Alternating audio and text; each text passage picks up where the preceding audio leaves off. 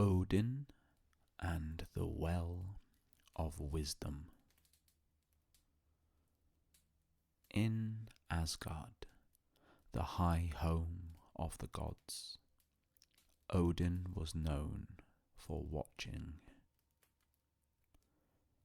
He watched the sky for weather and change. He watched the roads between worlds.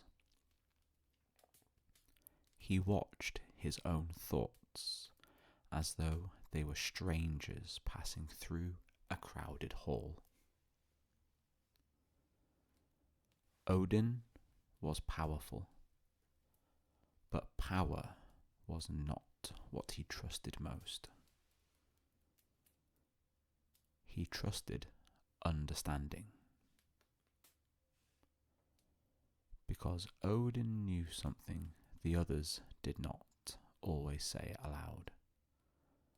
Strength can fail, and even the gods can be surprised. The future, like a long winter, has a way of arriving, whether one welcomes it or not. So Odin listened for what might be coming. He listened to rumours carried by the wind. He listened to dreams. He listened to the uneasy silence that settles when something is not yet visible but already near. And the more he listened, the more he sensed a truth that left him restless. There were things he did not know. There were patterns he could not see. There were consequences that would arrive before anyone was ready. In time, Odin heard of a place where wisdom was not guessed, but held. A well. Not a well like those in farms and villages, where water is pulled up in buckets and shared in cups. This was older than houses, older than roads, older even than many names. It was said to be a well that contained understanding. Not comfort, not certainty, understanding. And it lay far from Asgard, in the deep roots of the world. Odin decided to go. He did not make a speech about it. He did not gather a crowd. He chose the quiet kind of journey, the kind taken by those who know they must return changed. He travelled downward, away from bright halls and familiar voices. The air grew colder. The light grew thinner.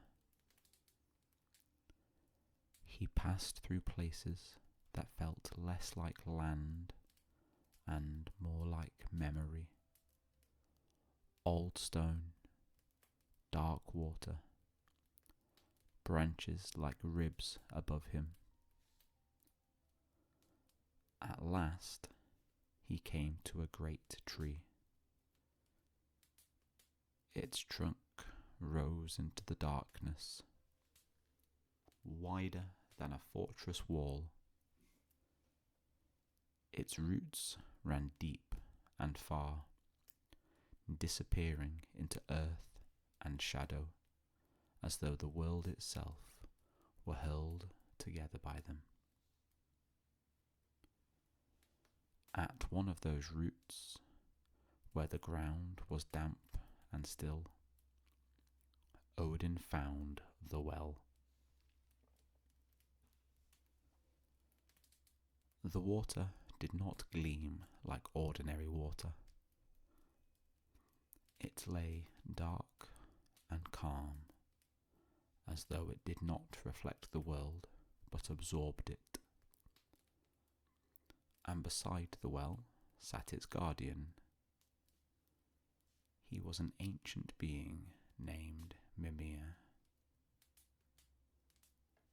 Mimir did not look like a warrior, and he did not look like a king. He looked like what he was, a keeper. His eyes were steady. His presence was quiet. He gave the impression of someone who had sat in the same place for a very long time and had learned that nothing is improved by hurry. Odin stopped a short distance away. For a while, neither spoke. Then Odin said plainly, "I have come for a drink from the well." Mimir regarded him without surprise. "You have come for wisdom," Mimir said. "Yes," Odin replied. Mimir's voice remained calm. "Then you have come for a price," he said. Odin did not ask why. He already knew. The world does not offer true understanding for free. The kind of knowledge Odin sought could not be carried away like a treasure. It had to be paid for with something real.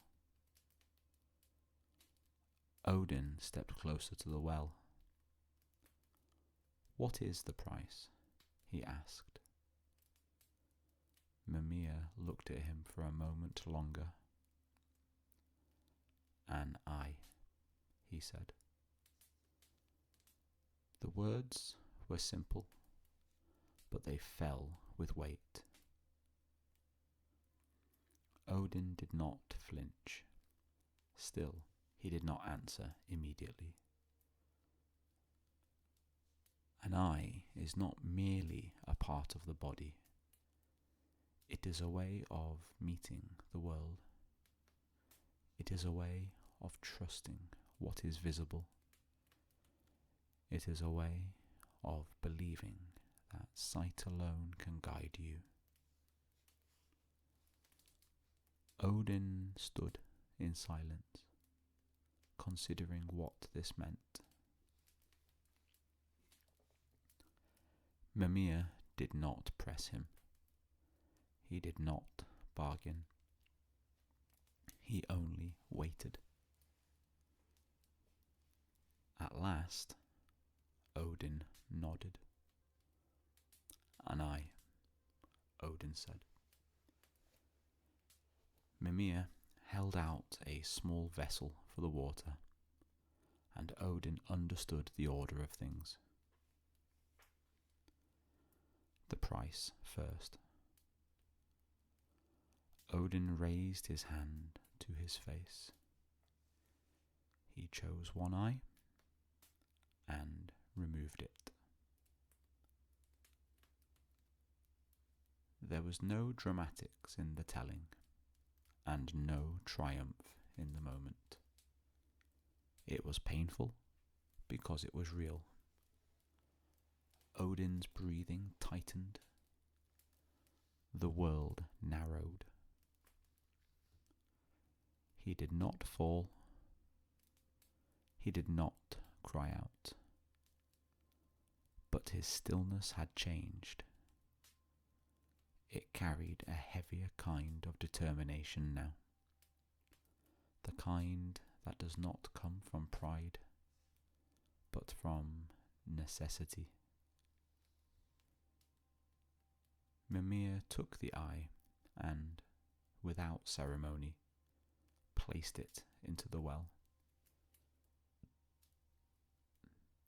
It sank beneath the dark surface.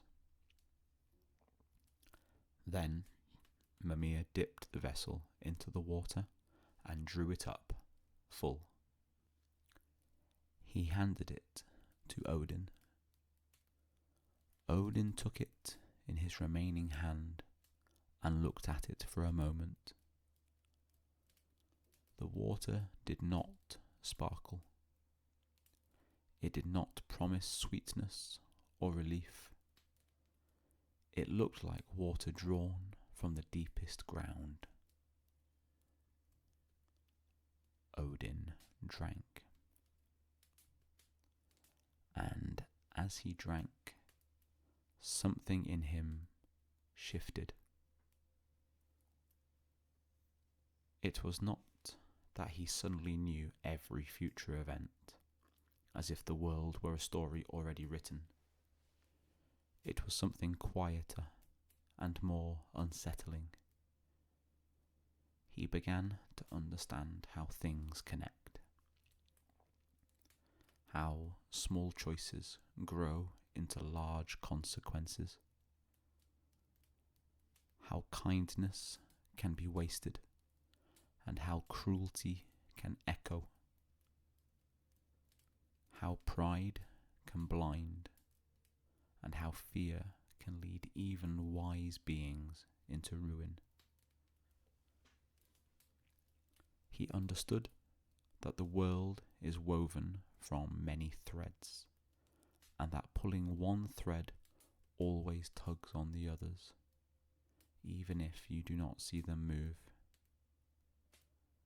He understood that knowing is not the same as controlling. He understood that wisdom can be heavy.